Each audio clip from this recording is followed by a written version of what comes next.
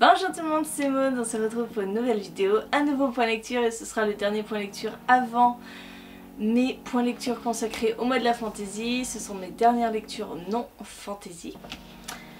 J'ai lu Bloc 46 de Johanna Gustafsson paru chez Milady. Je vous parlerai ensuite de Moana, le tome 3, La source des nuages de Céline Edgar paru chez Castelmore. Je continuerai avec Le trône des étoiles, le tome 1 de Ronda Belleza paru chez Nathan.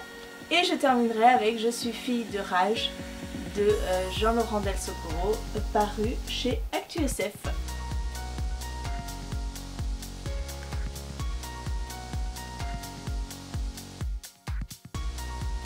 Allez, on commence tout de suite avec Bloc 46. C'est un livre que j'ai lu en une nuit, oui on peut dire ça, puisque j'ai fait la nuit du club des noctambules et je m'étais choisi cette lecture là.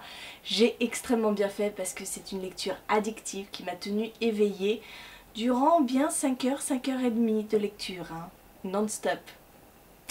Dans ce livre, nous allons suivre une inspectrice qui s'appelle Émilie Roy, qui enquête sur le meurtre d'enfants. Donc elle va partir en Suède puisqu'un meurtre s'est déroulé là-bas et qui reprend exactement les mêmes codes que les meurtres d'enfants sur lesquels elle enquête. Parallèlement à cette histoire, nous sommes plongés dans les camps de concentration puisque nous allons suivre un jeune homme qui part pour les camps de concentration, qui va vivre un enfer là-bas et toute cette histoire a un rapport avec ces meurtres d'enfants à notre époque. Voilà.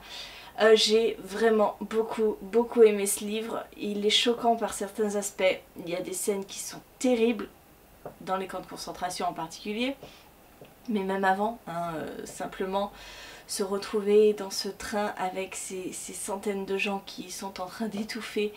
C'est glaçant à souhait. Pour ce qui est de toute l'enquête qui se passe dans le présent, c'est bien mené, c'est agréable à suivre. On s'interroge, on se demande quel rapport les faits ont avec ces camps de concentration, cette histoire. C'est plutôt bien joué. Les chapitres sont extrêmement courts, donc les pages se tournent toutes seules. Vraiment, ce livre fait 450 pages et je ne l'ai pas vu passer et je peux vous assurer que c'était vraiment très addictif. Par contre, à la suite de cette lecture, je n'avais franchement pas envie d'ouvrir un autre livre. Donc je me suis couchée, il devait être 4 h du matin. Et je ne trouvais pas le sommeil parce que j'étais complètement hantée par cette histoire. Bref, je vous conseille vraiment Bloc 46 parce que c'était très addictif et c'est ce que je cherche dans un thriller, quelque chose qui me prenne aux tripes et qui ne me lâche pas jusqu'à la conclusion finale.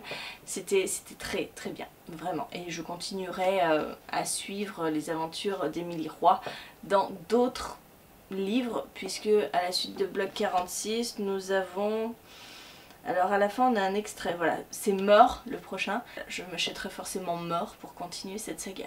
Allez, je vais passer très rapidement sur ce 3e tome. J'ai terminé la saga Moana. Je suis très fière de moi parce que je n'ai pas fait traîner cette saga comme je le fais avec toutes mes autres sagas. Donc un bon point. Voilà, c'est un 3e tome, donc ça va être compliqué de vous expliquer vraiment hein, l'histoire. Dans le 1er tome, nous suivons Moana qui habite une petite île du Pacifique. Avec sa famille, le monde a été dévasté par une vague de froid et tout ce qui se trouve au-dessus de l'équateur est complètement gelé, pris dans les glaces. Moana est épargnée hein, puisqu'elle vit sur une île Polynésie française. Sauf que Moana rêve de parcourir le monde et de ne pas, comme il est prévu, se marier à 12 ans, faire plein d'enfants et partir à 60 ans pour les maisons du souvenir où en fait on vous tue, hein. Voilà. C'est pas une vie très facile. Dans ce 3e tome on en apprend beaucoup plus sur Pondichéry, sur tous ceux qui gèrent un petit peu le pouvoir à Pondichéry. J'ai beaucoup aimé ce tome 3. Autant le 2nd tome m'avait fait un petit peu redescendre mon attention parce que je trouvais qu'il n'y avait pas vraiment de but à ce 2nd tome, autant celui-là oui. Il y a un but, on en apprend vraiment beaucoup plus sur le pouvoir, sur leurs directives, sur leurs projets Et on va voir comment Moana peut s'intégrer à ces projets ou comment elle va les contrecarrer. Voilà, c'était vraiment très chouette, j'ai beaucoup aimé ce tome 3, c'est une conclusion parfaite à la saga. Je suis très contente de l'avoir lu, c'est un bon post-apo. Je vous parle ensuite du Trône des Étoiles et là on attaque une nouvelle saga puisque c'est un livre 1. C'est une saga en 2 tomes. J'ai lu ce premier tome avec Ludo de la chaîne Prends un livre et détends-toi.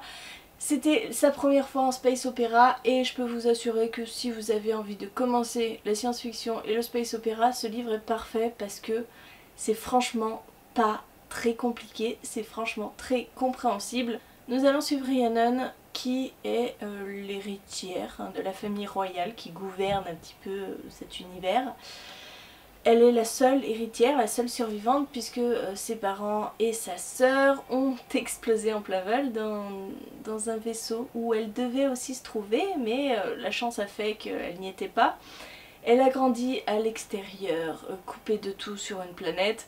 Simplement elle va avoir 16 ans et à 16 ans elle est censée monter sur le trône. Elle n'attend que ça, hein, pour tout vous dire, elle a une vie tranquille, mais elle n'attend que ça pour pouvoir se venger, puisque le régent, celui qui gouverne à sa place en ce moment, eh bien elle en est sûre, il a fomenté l'assassinat de ses parents et elle veut se venger à tout prix. Sauf que sur le trajet qui la conduit à la planète capitale, elle va subir une tentative d'assassinat de la part d'un très proche ami. Et on va la faire passer pour meurtre.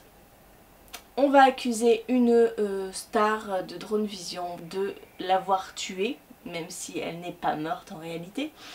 Et voilà, on va suivre ces deux destins qui vont essayer de prouver d'un côté que le régent est coupable de l'assassinat de sa famille et de l'autre de prouver qu'il n'a absolument pas tué l'héritière. Franchement, c'était une bonne lecture, ça se lit très vite, c'est... Je vous dis très simple de compréhension, c'est même parfois un petit peu trop simple, c'est ce que je regrette aussi un petit peu parce que voilà, depuis le début on sait que Rhiannon a une dent contre le régent, on sait très bien que c'est comme le gros méchant et on sait très bien qu'en fait ça va pas du tout être lui parce que c'est tellement gros qu'on se doute direct que là on me le dit trop souvent donc c'est pas ça. Bien sûr ça se vérifie, ce n'est absolument pas de sa faute. Voilà, il y a ce genre de mécanisme que je trouve trop gros. C'est pareil pour la révélation finale. On termine sur une phrase qui est censée être la surprise générale, sauf que je vous jure qu'au bout de 200 pages, on le sait déjà, cette révélation. Parce qu'on nous l'annonce en fait, on nous dit quelque chose qui... Et en fait... il suffit d'additionner 1 et 1, c'est très très simple, il n'y a aucune surprise. Donc c'est ce que je regrette un peu parce que du coup on essaye de nous faire miroiter du suspense et en fait il n'y en a pas du tout. Mais alors clairement il n'y en a pas du tout. Après c'est sympa parce que les personnages sont agréables à suivre, ils sont assez attachants. Donc voilà, c'est une petite lecture très simple pour commencer le space opéra, mais agréable, addictive. Mais voilà, ne cherchez pas quelque chose qui va vous surprendre parce que finalement il n'y a aucune surprise. Hein. Voilà, il n'y a aucune surprise. Par certains côtés, ça m'a rappelé un petit peu la Reine du Tirling. Vous voyez, cette personne qui est amenée à régner et qui va rencontrer pas mal d'embûches sur son chemin. Donc voilà, niveau originalité, c'est pas ce qu'on pourrait appeler quelque chose d'original, une œuvre originale, pas surprenante. Mais bon, j'ai quand même envie de lire la suite et de terminer cette saga. Et on termine avec Je suis fille de rage qui est parmi les finalistes du PLIB 2020. C'est mon dernier finaliste, c'est Yé, j'ai lu les 5. En même temps j'avais lu 16 présélectionnés sur 20 quand même, donc j'avais quand même une marge de manœuvre assez... Hein. Mais voilà, il me restait celui-ci à lire et il me faisait extrêmement peur puisque nous sommes dans un roman historique qui parle de la guerre de sécession et avec une touche de fantastique puisque la mort est présente et conseille ou est plutôt spectatrice du massacre qui va se passer aux États-Unis pendant cette période. En termes de documentation, ce livre est parfaitement documenté Il est extrêmement pointu dans ses explications et sur le déroulement de la guerre de sécession. Donc pour ça, on peut dire que si vous voulez en apprendre plus sur cette guerre fratricide, hein, on va dire, parce que bon, entre le nord et le sud, et ben c'est vachement bien, c'est très agréable à lire parce que les chapitres sont très courts. Il y a une mise en page qui est exceptionnelle, qui facilite la lecture vraiment, qui est magnifique. Au début de chaque chapitre, vous avez le titre qui fait référence au nom d'un personnage, hein, voilà, c'est son petit surnom, on va dire. Toujours le même, hein, pour qu'on puisse s'imprégner et savoir à chaque fois de qui on parle.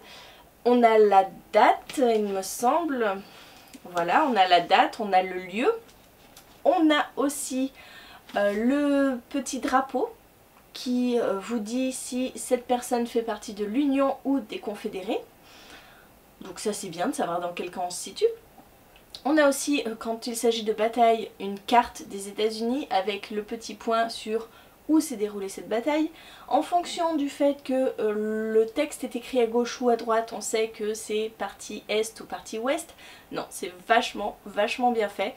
Il y a juste eu une petite erreur à un moment sur un drapeau. Mais bon, ça, voilà, ça peut arriver. C'est très bien fait, vraiment. Au niveau documentation, je vous ai dit, c'est parfait. Simplement, moi j'ai trouvé qu'en fait ce livre se lisait comme un manuel d'histoire. On nous relate les faits et c'est juste ça, une succession de faits. Voilà ce qui s'est passé pour la bataille, voilà l'avancée des troupes, voilà le nombre de morts. C'est impersonnel, je l'ai trouvé totalement impersonnel. Pourtant, chaque partie, chaque chapitre, à chaque fois qu'on change de personnage est écrit à la première personne du singulier. Donc c'est quand même un personnage qui nous raconte son histoire. Je. Ça ne devrait pas mettre une distance du coup avec le personnage puisque c'est lui qui nous raconte. Et ben, j'ai rien ressenti en fait avec ce livre. Je n'ai absolument rien ressenti. Pour moi, c'était on nous relate des faits et basta. Basta. Alors, oui, à un moment, on suit un personnage qui est complètement incompétent, imbu de lui-même, qui prend toujours les mauvaises décisions, qui attend. Et oui, profondément, c'est énervant, c'est agaçant, ce personnage est une vraie tête à claque, mais c'est tout ce que j'ai ressenti, c'est tout. J'ai pas été peinée de voir une personne dans une situation compliquée, avec une balle dans le ventre, J'étais à distance totale avec ce livre. De plus, je trouve que la dimension fantastique est très peu présente. Clairement, pour moi, ce livre est un livre historique, pas fantastique. La mort est là, mais clairement, elle n'aurait pas été là, ça n'aurait absolument rien changé. Ce qui peut jouer aussi, c'est que sans connaître particulièrement cette guerre, j'avais quand même des notions, je connaissais les grandes lignes de cette guerre, je connaissais les grands personnages. Donc si vous voulez, il n'y a pas de surprise, hein. Je savais comment ça allait se dérouler, je savais quelle bataille allait être gagnée par qui, je savais l'issue du combat pour Lincoln. Bref, voilà, sans être historienne ou sans connaître trop de détails, j'ai pas été surprise parce que du coup je connaissais. Ce livre est vraiment très bien construit, mais il m'a manqué ce truc de s'attacher au personnage, ce truc de vouloir continuer à les suivre. Voilà, une trop grande distance par rapport au reste et le fait que le fantastique pour moi ne sert à pas grand chose. Et je trouverais presque que ce livre n'a pas vraiment sa place dans une lecture de l'imaginaire parce que pour moi c'est pas vraiment de l'imaginaire. Voilà. Le livre est très beau en soi, hein, vous êtes d'accord avec moi. Donc voilà, j'en ai terminé avec ce point lecture, je m'excuse, il est extrêmement long mais j'avais pas mal de choses à dire sur Je suis fille de rage par exemple. J'espère que cette vidéo vous a plu, n'hésitez pas à me dire en commentaire si vous avez lu un de ces livres, ce que vous en avez pensé. Et moi en attendant je vous fais des gros bisous, je vous souhaite une très bonne journée, de très bonne lecture et je vous dis à très bientôt pour une nouvelle vidéo.